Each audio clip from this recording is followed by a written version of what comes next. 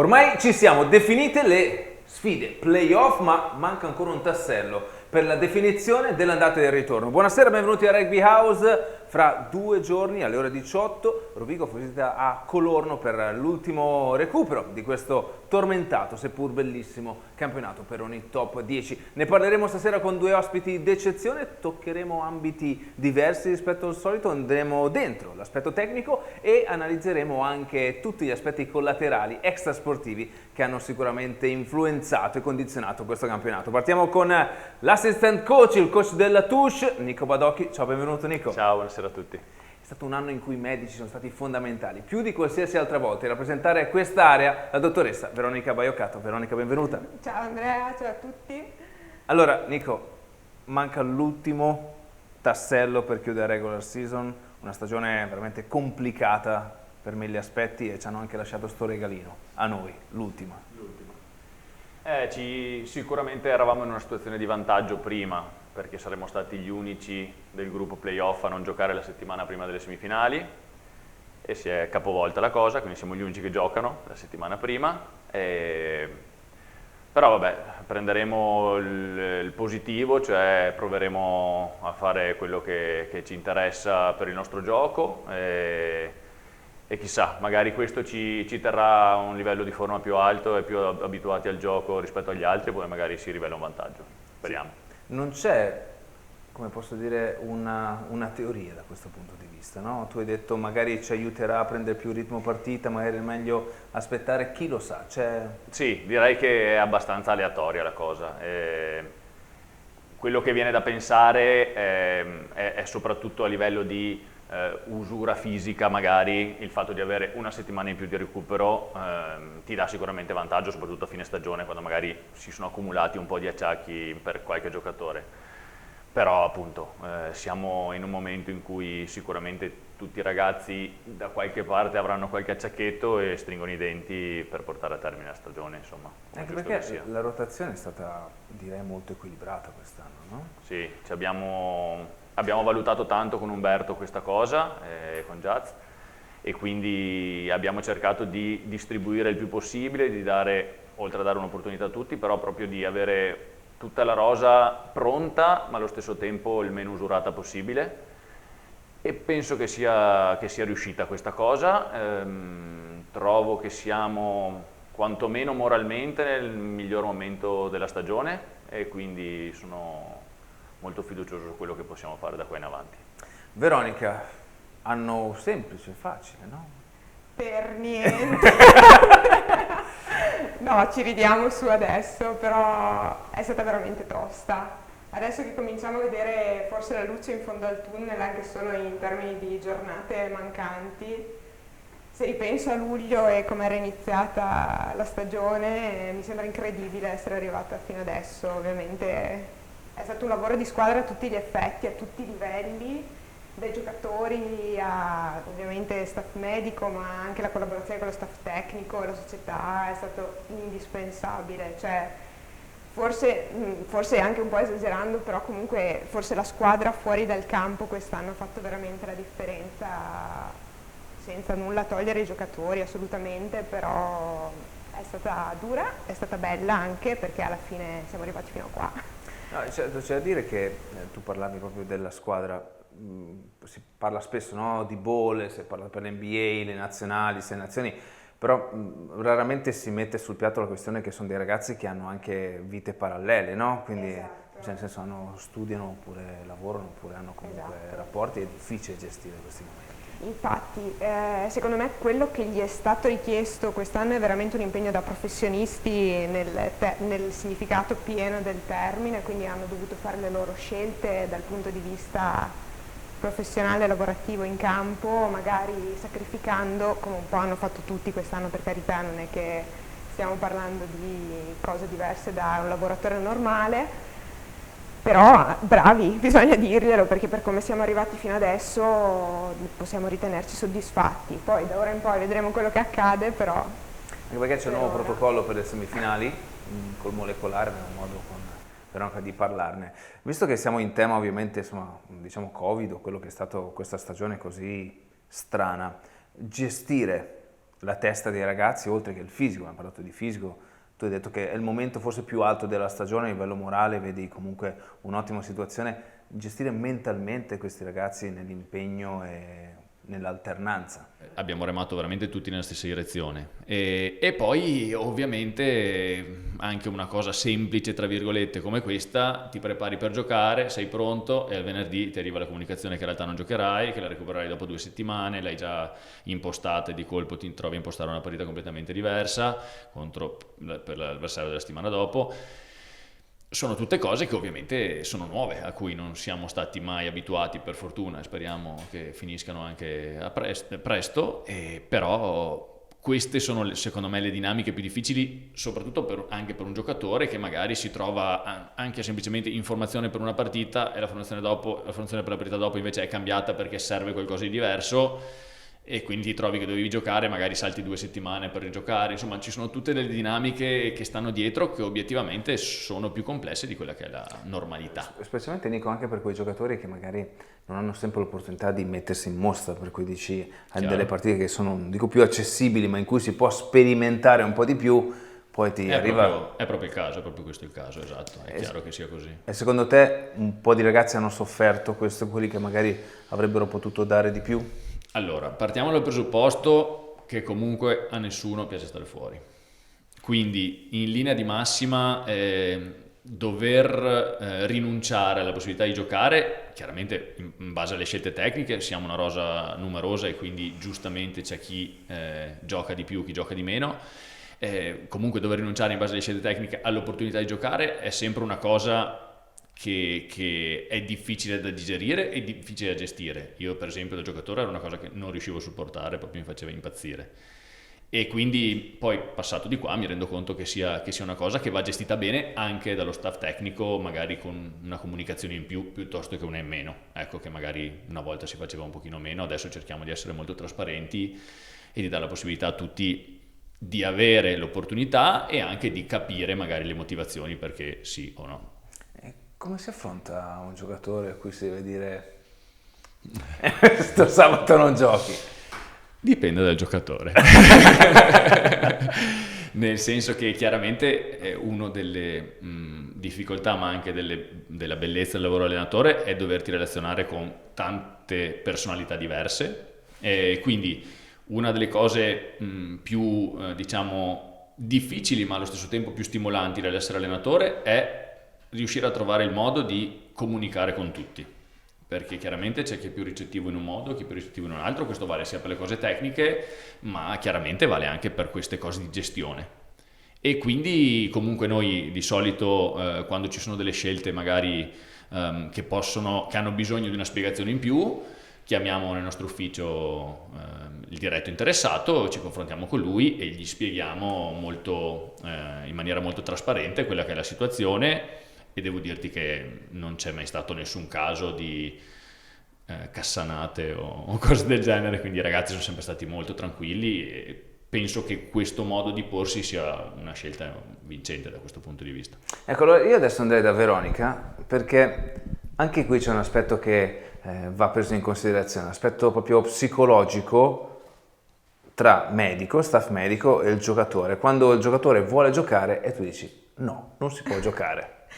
Allora, anche qui va gestito il rapporto, nel senso essere molto chiari dall'inizio della stagione su quali sono le modalità di gestione degli infortuni, quindi la cosa che abbiamo cercato di stressare dal punto di vista dei ragazzi è fargli capire che un infortunio personale può avere comunque delle ricadute sul gruppo squadra, quindi se da un lato giocare da ammalati, tra virgolette, può portare dei danni per la squadra, oltre che quelli personali che di solito si è portati a pensare. Quindi pensare all'infortunio come un problema non solo personale ma anche della squadra, forse questo li aiuta anche a capire che prima segnalano il problema, prima riusciamo a gestire il percorso riabilitativo e prima riescono a tornare funzionali per il gruppo squadra che per un periodo magari sono costretti ad abbandonare.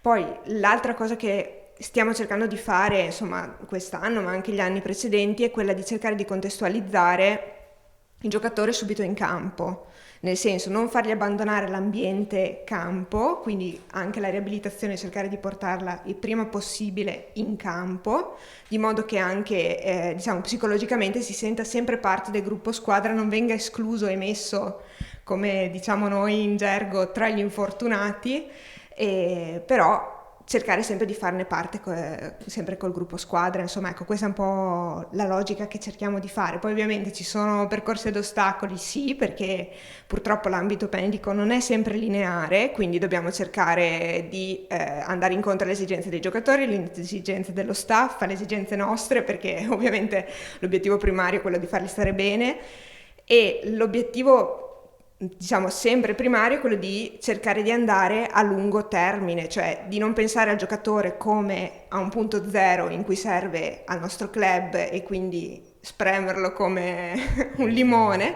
ma cercare comunque di progredire e pensare anche a un processo riabilitativo che pensi al suo futuro in termini di carriera, quindi facendo delle scelte adeguate. Ovviamente sono obiettivi, poi speriamo di riuscirci, insomma, però.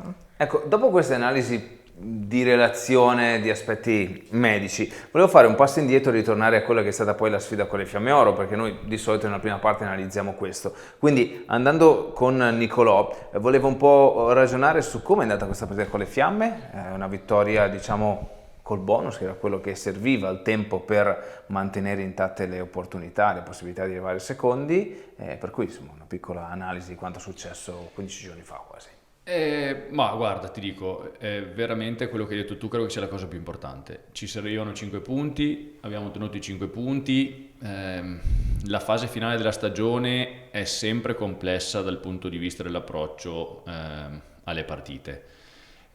Quindi riuscire comunque ad essere motivati e come dire, e precisi in quello che vogliamo fare è sicuramente un nostro obiettivo ed è sicuramente quello che ricerchiamo.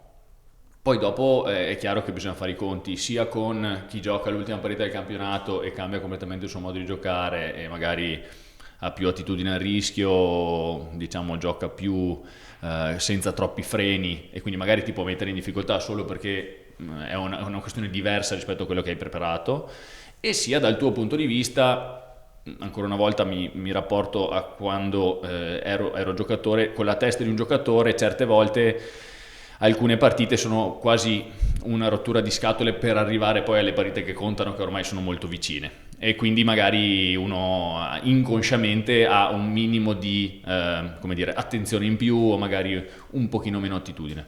Però devo dire che abbiamo avuto alti e bassi all'interno della partita, ma l'obiettivo era quello, l'abbiamo raggiunto, comunque contro una squadra che è molto tosta fisicamente, è venuta qui a fare una buona partita, quindi insomma bisogna sempre ricordarsi che poi abbiamo anche un avversario contro, e quindi direi che dal punto di vista della nostra, come dire, della nostra richiesta, di quello che abbiamo ottenuto, noi siamo soddisfatti. Questo serviva, 5 punti, e passiamo alla prossima e poi finalmente a quelle vere. Facciamo una cosa.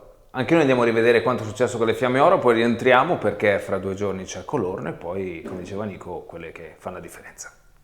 È l'ultimo atto della regular season, al netto dei recuperi che avranno luogo il 1° e l'8 maggio. Il sole è quello di fine stagione, il profumo è quello dei playoff. Il kick-off arriva in questo momento da parte di Filippo Di Marco, con la presa di Stefano Stironi anche oggi in seconda linea. Il drive rosso-blu con Charlie Trussardi nello slot numero 9 a comandare. Non si gira perfettamente, in realtà poi però c'è un lavoro non perfetto della difesa delle Fiamme, altra palla non gestita al meglio per Rovigo, Moscardi sotto le gambe, Antl di sinistro, un drop, magia di Diego Antl, nella confusione dice ci penso io. I primi 3 punti del match per i cremisi sulle bandierine. Fiamme sicuramente pronti al combattimento.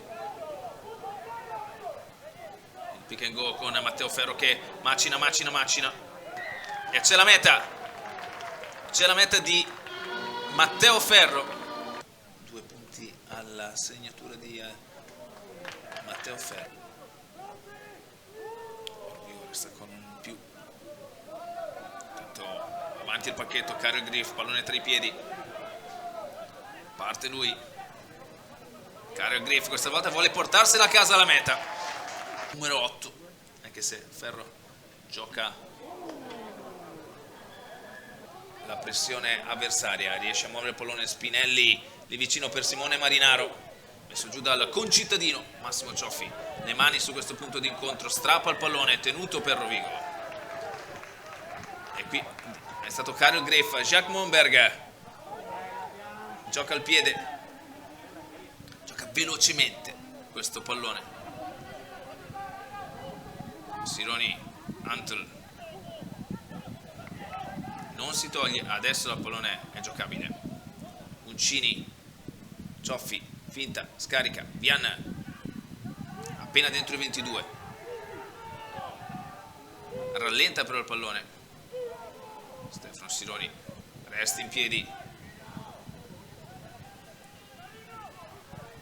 palla ancora a disposizione per Charlie Trussardi, ancora il piede di Antl, Uncini che si ricorda che può giocare a calcio ancora e va dritto in meta per la meta numero 7 in stagione per Paolo Uncini. Per questo finale di stagione arrivano anche per le fiamme ancora Christian Stojan, riesce a lavorare bene col corpo, a guadagnare centimetri preziosi, Moriconi, sarà Vannozzi a partire, Muro evita al 31enne romano la soddisfazione, palla che arriva fuori e c'è la meta ancora del giovane Arturo Fusari, tanza anche nell'Under 20, grande con il lancio oltre linea di salto, Greff è il primo a possessarsene, ancora una volta il corpo, Antl guardare i due lati, palla venuta e poi gestita al meglio da parte di Rovigo, Moscardi riesce a fare qualche metro, ancora Diego Antl, Massimo Cioffi, Monberg, Greff, palla fuori per Gianmarco Viana, la corsa del San Donatese,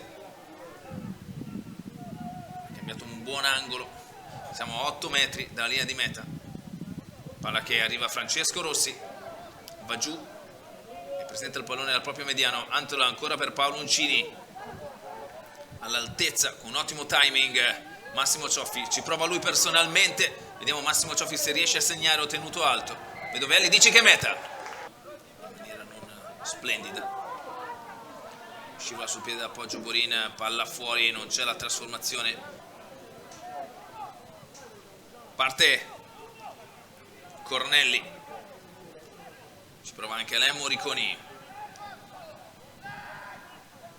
fuori la palla con interno la corsa e la meta da parte, potremmo dire probabilmente contenti tutti, sulle bandierine. Finisce il match qui il Battaglini 27-15, è il risultato finale di questo 18° turno del Peroni Top 10. È ovvio che gli incastri di semifinale. Bentornati in Rugby House dopo gli highlights della vittoria con le Fiamme Oro, una vittoria che è richiesta anche nella sfida di fra 2 giorni, praticamente di sabato con Colorno, ore 18, un posticipo, possiamo dirlo Nico, no? Richiesto anche per allinearci su quelli che saranno gli orari della semifinale.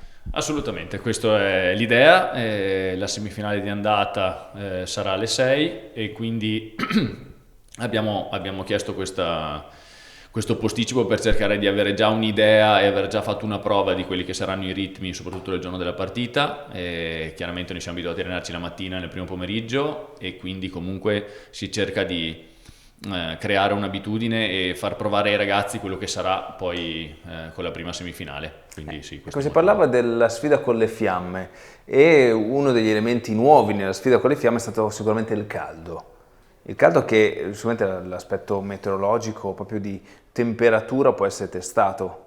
Certo. In questa partita con Colorno. Certo, è un'altra delle situazioni che andremo a trovare. Sicuramente sarà probabilmente più un fattore nella semifinale di ritorno, che invece si giocherà alle 3:30 e quindi può essere che sia più fastidioso in quel momento. In realtà appunto di solito le semifinali e le finali le fanno giocare un po' più tardi anche per evitarsi troppo caldo. Bisogna farci i conti. Noi siamo abituati a allenarci alle 3, quindi diciamo che siamo in linea con quello che sarà. Vediamo invece per quanto riguarda l'allenamento alle 6, la partenza ora di pranzo, quando mangiare, insomma un po' di queste cose che alla fine uno può programmare, ma poi una volta che i ragazzi le hanno vissute sicuramente traggono vantaggio da questo. Ecco, allora io vorrei ritornare da Veronica, perché questi sono i momenti, come si diceva prima, più importanti dell'anno, anche a livello fisico forse o emergono più acciacchi o svaniscono gli acciacchi. Com'è che funziona?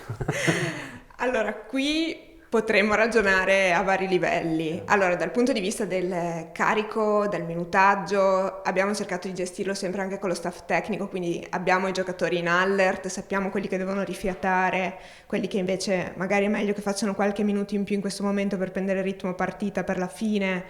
Quindi da quel punto di vista stiamo gestendo. Siamo anche stati, secondo me, abbastanza bravi a gestire il turnover, come diceva Nicolò prima, anche dal punto di vista medico è importantissimo. Infatti ultimamente, anche scientificamente parlando, si è visto che le squadre che hanno più successo e che sanno gestire meglio i giocatori sono quelle che hanno più turnover. Chiaro che poi il turnover dipende anche da altre cose che non sono né tecniche né mediche, ma comunque stiamo facendo il massimo. Poi dal punto di vista psicologico, ovviamente ogni giocatore gestisce la pressione della fine stagione a modo suo, però noi li conosciamo ormai, quindi sappiamo un po' come assecondare questa cosa. Ma l'infermeria di uno spogliatoio di rugby è un po' come il bar nelle grandi città, no? È una sorta di piccolo confessionale. È un confessionale, vero e proprio.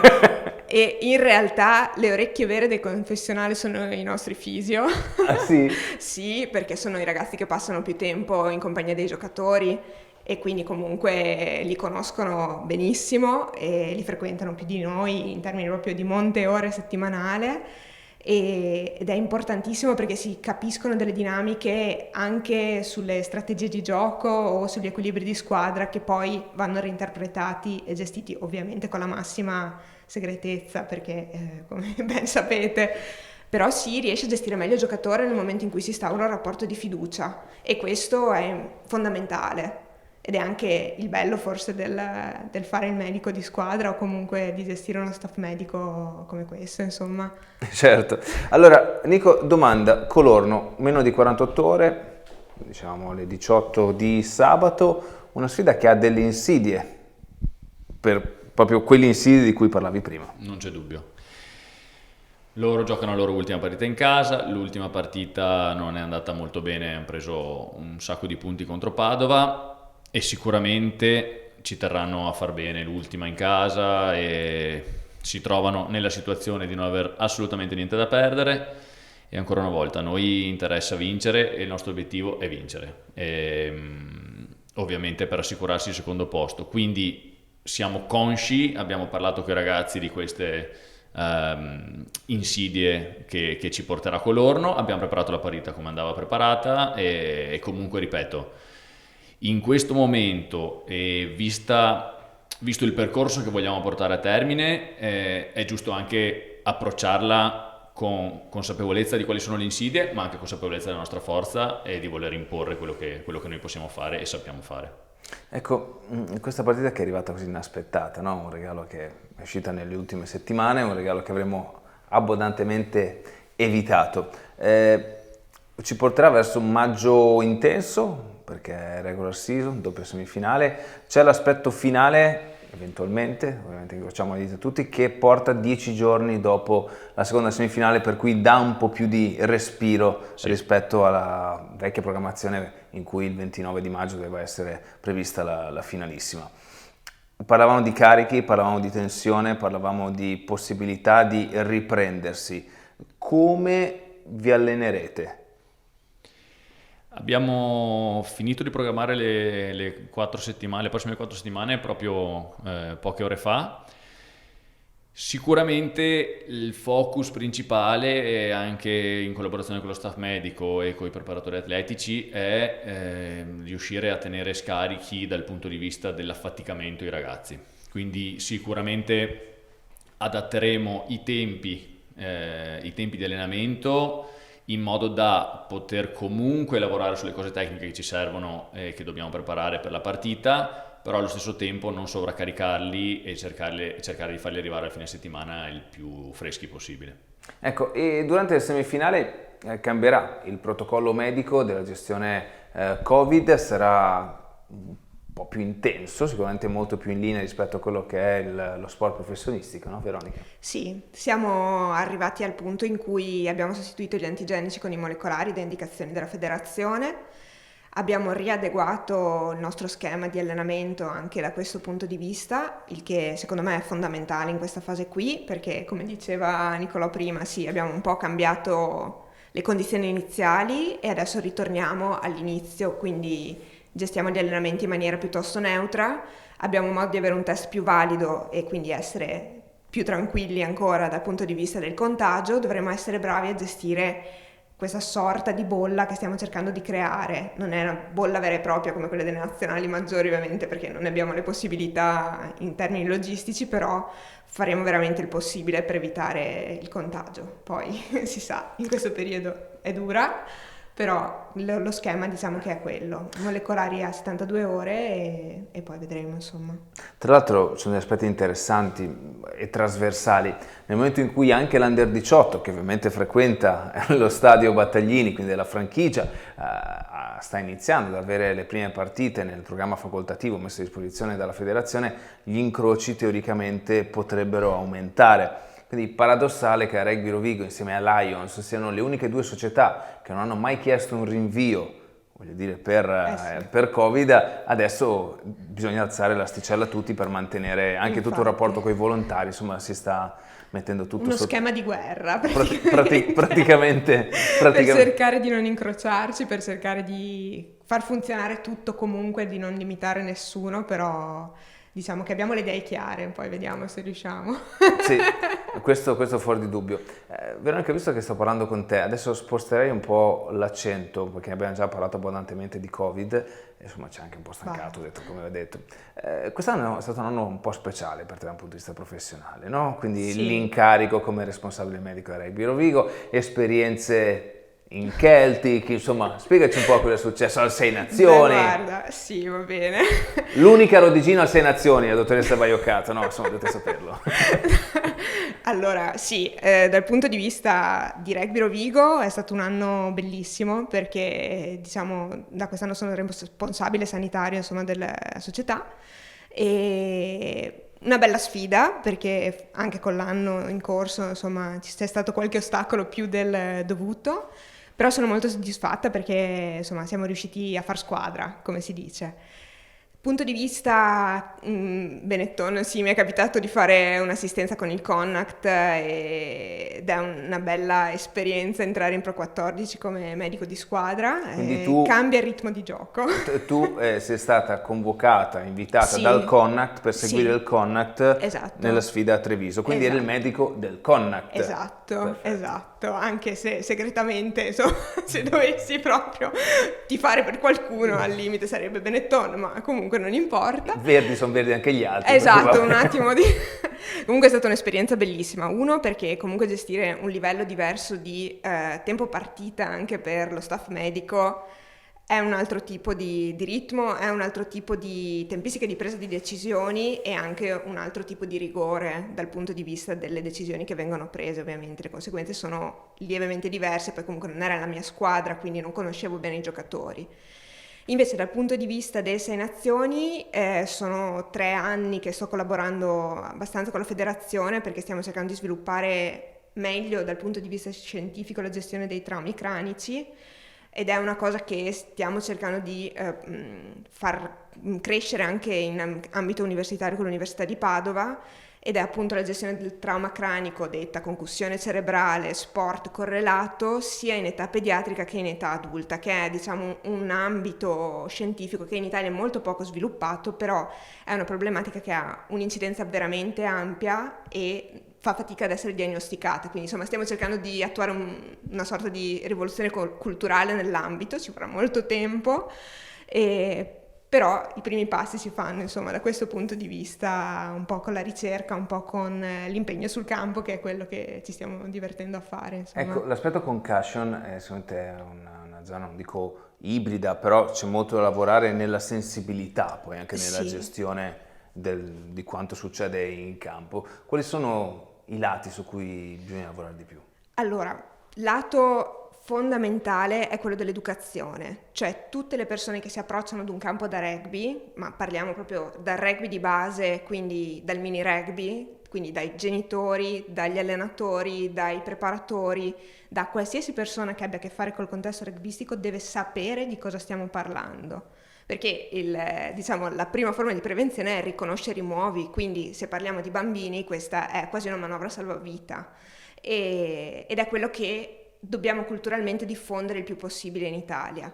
Poi a livello più alto, tipo il nostro, sono 3 anni ormai che c'è il protocollo Head Injury Assessment, quello dell'HIA, come chiamiamo in gergo noi, e che probabilmente sta cominciando a cambiare un po' le menti di chi si interfaccia a questo mondo, di non vederlo come un limite ma come un aiuto per andare incontro alle esigenze di salute dei giocatori anche a lungo termine, perché sappiamo che traumatismo cronico a livello cerebrale porta anche a forme di demenza, patologie neurologiche degenerative.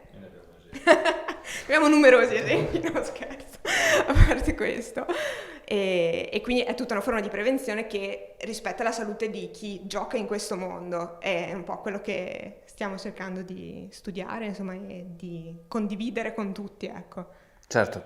Nico, allora, mentre parlavi prima dei giocatori, la gestione del giocatore, pensavo cioè noi abbiamo una generazione di ventenni, noi classe 2000, 99, 2001, pensavo a te quando avevi più o meno quell'età e i tuoi compagni di squadra.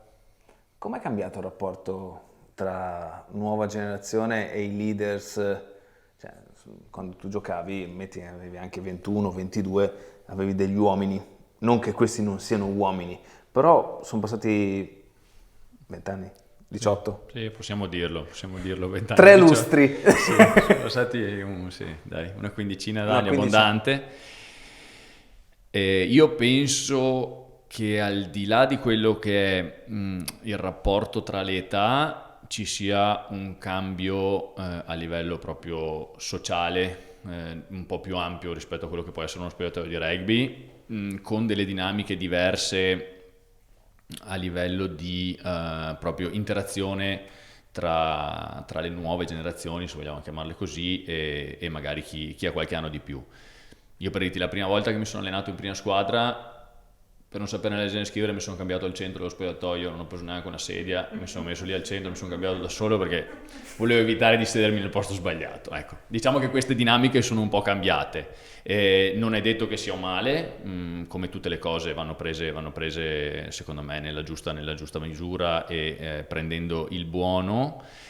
È chiaro che mi sento di dire che a livello così di formazione magari a lungo termine, sicuramente l'approccio un pochino più chiuso che c'era quando ho iniziato io mi ha portato dei benefici a me personalmente. Detto questo, sicuramente adesso i rapporti tra giovani e leader sono molto più rilassati e, diciamo così, i giovani si possono permettere qualche esternazione in più. Io prima di parlare ci ho messo un pochino, diciamo, insomma, ecco, prima di poter dire la mia riguardo certe cose. Giusto o sbagliato non lo so, per quanto mi riguarda mi ha formato in un certo modo che mi è servito, poi si vedrà. No, certo, si parla sempre, no, di filosofia di club, valori. Certo. È ovvio che adesso, quando c'eri tu, chi erano i trentenni? Ma c'era, non so, Marco Barion, Pepe Scanavacca. Sì, insomma, gente con 200 rotte presenze. Sì, un po' impegnativi, sì, diciamo. Ecco. Ecco, parlavi di esperienza, qual è stato secondo te quel passaggio? Tu hai riportato l'esempio di sei cambiato in mezzo allo spogliatoio per non saperne leggere né scrivere. Qual è stato quel momento in cui tu hai capito, non che tu fossi a Rovigo, ma eri che eri in prima squadra e che ti stavano formando forse anche in maniera inconsapevole?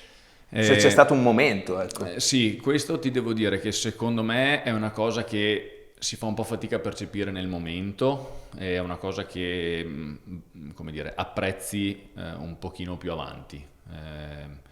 sicuramente maturando ho capito di più il peso di certe situazioni e di certe dinamiche che però mi sono poi servite molto. Hai qualche esempio che si può raccontare? Sì, sì. Non so, per esempio quando facevamo le croci di riscaldamento pre-partita in cui fondamentalmente si passa la palla a un proprio compagno di squadra correndo secondo certi canoni, l'obiettivo è fare il passaggio più comodo possibile, tenere la palla il più su possibile, che caschino meno palloni, e magari invece io da giovane che già avevo l'ansia, ho detto adesso non mi deve cadere, puntualmente Pepe me lo tirava in mezzo ai piedi apposta per vedere se lo tiravo su lo stesso o se invece mi cadeva.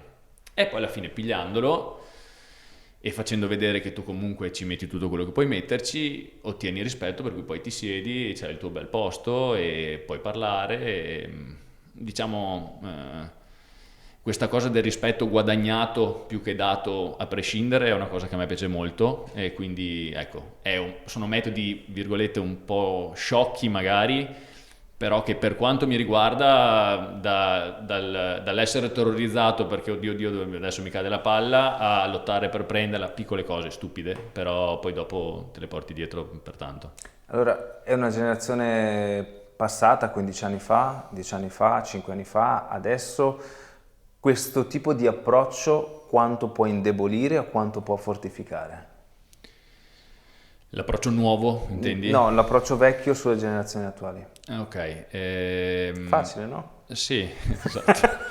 È un approccio che si fa fatica a portare adesso. È un po', mi collego un po' a quel discorso che ti facevo prima, per cui come allenatore devi saper comunicare con giocatori diversi.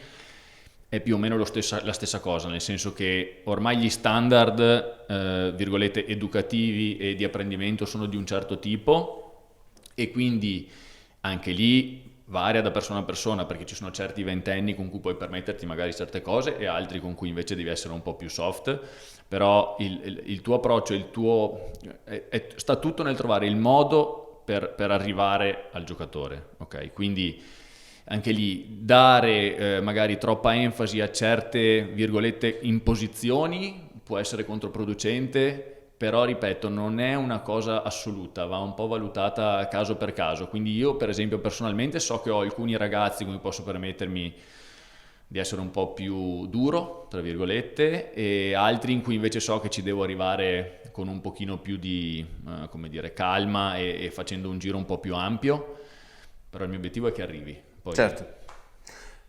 Arrivare, dove, come?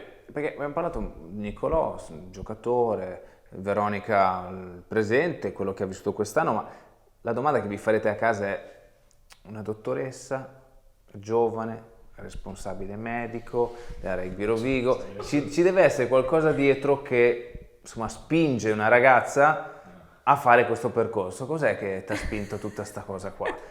Vuoi dirmi che eri in classe con Edoardo Lubian e che è vero, diciamolo. Diciamo che ha influito pesantemente.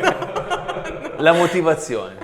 La motivazione, allora, mia personale, certo, è essere cresciuta in un contesto rugbyistico. Il Battaglini è sempre stato, in un modo o nell'altro, parte della mia vita, da quando mi portava il nonno a vedere le partite, mio fratello giocava, i miei cugini giocavano, mio zio è stato per tanto tempo fisioterapista osteopata della nazionale.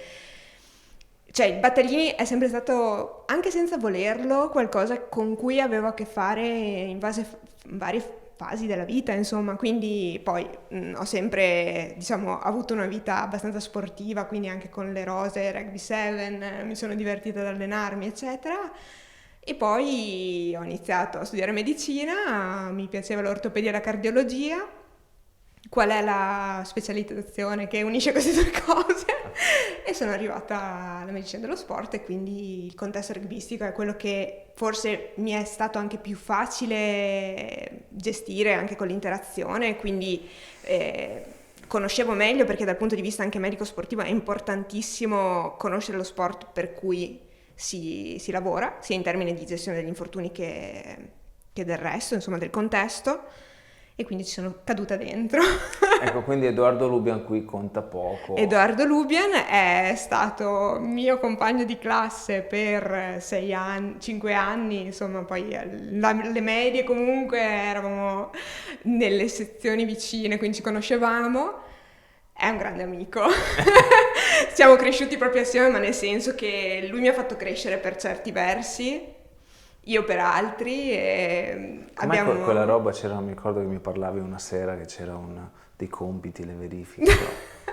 Diciamo che si è diplomato. Assieme a me. E questo, seguendo le linee di Nicolò, in una maniera o l'altra abbiamo portato all'obiettivo. Siamo arrivati. Va bene, abbiamo parlato un sacco, sapevamo che avremmo toccato tanti elementi al di fuori dell'aspetto sportivo, ma è giusto che sia anche questo, insomma, la Rugby Rovigo Delta è anche questo e vuole trasmettere questi contenuti. A proposito, arrivano tante mail, tanti messaggi sui social, la domanda è: lo stadio si apre? Vi volevo aggiornare. La società sta facendo di tutto insieme alle altre società, ovviamente coinvolte nelle semifinali di scudetto, per aprire, diciamo, durante l'andata e il ritorno appunto delle prossime sfide che decreteranno le 2 finaliste.